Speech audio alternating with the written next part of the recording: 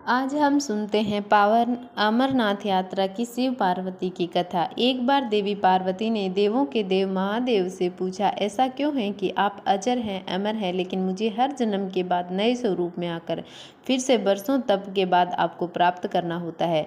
जब मुझे आपको पाना है तो मेरी तपस्या और इतनी कठिन परीक्षा क्यों? आपके कंठ में पड़ी नरमुंड माला और अमर होने के रहस्य क्या है? महादेव ने पहले तो देवी पार्वती उन सवालों का जवाब देना उचित नहीं समझा, लेकिन पत्नी हट के कारण कुछ गूढ़ रहस्य उन्हें बताने पड़े। शिव महापुराण में मृत्यु से लेकर अजर अमर तक के कई प्रसंग हैं, जिनमें एक साधना से जुड़ी अमर कथा बड़ी रोचक है, जिसे भक्तजन अमरत्व की कथा के रूप में जानते हैं। हर वर्ष हिमालय में अमरनाथ, कैलाश और मानसरोवर तीर्थ स्थलों में लाखों श्रद्धालु पहुंचते हैं, सैकड़ों किमी पैदल यात्रा करते हैं। क्यों यह विश्वास यूं ही नहीं उपजा? शिव के प्रिय अधिक मास अथवा आषाढ़ पूर्णिमा से श्रावण मास तक की पूर्णिमा के बीच अमरनाथ की यात्रा भक्तों को खुद से जुड़े रहस्यों के कारण और प्रासंगिक लगती है। पौराणिक मान्यताओं के अनुसार अमरनाथ की गुफा ही वह स्थान है जहां भगवान शिव ने पार्वती को अमर होने के गुप्त रहस्य बतलाए थे। उस दौरान वहां उन दो दिव्य ज्योतिर्लिंगों के अलावा तीसरा कोई प्राणी नहीं था, न महादेव का नंदी और न ही उनका नाग, न सिर पर गंगा और न ही गणपति कार्तिकेय थे। गुप्त स्थान की तलाश में महादेव ने अपने वाहन नंदी को सबसे पहले छोड़ा। नंदी जिस जगह पर छूटा उसे ही पहला कहाँ जाने लगा। अमरनाथ यात्रा यहीं से शुरू होती है। यहाँ से थोड़ा आगे चलने पर शिवजी ने अपनी जटाओं से चंद्रमा को अलग कर दिया। जिस जगह ऐसा किया वह चंदनवाड़ी कहलाती है। इसके बाद गंगा की जो पंचतरणी में और कंठाभूषण सर्पों को शेषनाग पर छोड़ दिया। इस प्रकार इस पड़ाव का नाम शेषनाग पड़ा। अमरनाथ यात्रा में पहलगाम के बाद अगला पड़ाव है गणेश टोप। मान्यता है कि इसी स्थान पर महादेव ने पुत्र गणेश को छोड़ा।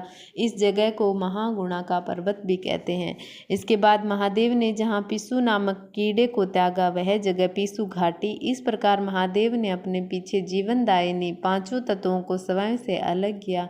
इसके पश्चात पार्वती के संग एक गुफा में महादेव ने प्रवेश किया। कोई तीसरा प्राणी यानी कोई व्यक्ति, पशु या पक्षी गुफा के अंदर घुस कथा को न सुन सके, इसलिए उन्होंने चारों ओर अग्नि प्रज्वलित कर दी। फिर महादेव ने जीवन को गूढ़ रहस्य की कथा शुरू की। कथा सुनते सुनते देवी पार्वती को नींद आ गई। वह सो गई और महादेव को यह पता नहीं चला। वह सुनाते रहे। यह कथा इस समय दो सफ़ेद कबूतर सुन रहे थे और बीच बीच में गूं गूं की आवाज़ निकाल रहे थे। महादेव को लगा कि पार्वती मुझे सुन रही है और बीच बीच में हुंकार भर रही है। चूंकि वैसे भी भोले अपने में मगन थे तो सुनाने के अलावा ध्यान कबूतरों पर नहीं गया। दोनों कबूतर सुनते रहे। जब कथा समाप्त होने पर महादेव का ध्यान पार्वती पर गया तो उन्हें पता चला कि वे तो सो रही है, तो कथा सुन कौन रहा था।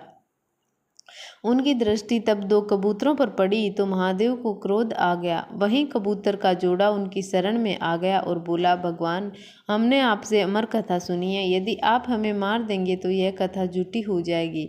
हमें पथ प्रदान करें। इस पर महादेव ने उन्हें वर दिया कि तुम सदैव इस स्थान पर शिव व पार्वती के प्रतीक चिन्ह में निवास करोगे। अंततः कबूतर का यह जोड़ा अमर हो गया और यह गुफा अमर कथा की साक्षी हो गई। इस तरह इस स्थान का नाम अमरनाथ पड़ा। मान्यता है कि आज भी इन दो कबूतरों के दर्शन भक्तों को होते हैं। अमरनाथ गुफा में यह भी प्रकृति का ही चमत्कार है कि शिव की पूजा वाले विशेष दिनों में बर्फ के शिवलिंग अपना आकार ले लेते हैं। यहाँ मौजूद शिवलिंग किसी आश्चर्य से कम नहीं है। पवित्र गुफा में एक और माँ पार्वती और श्री गणेश के भी अलग से बर्फ में निर्मित प्रतिरूप के भी दर्शन किए जा सकते हैं।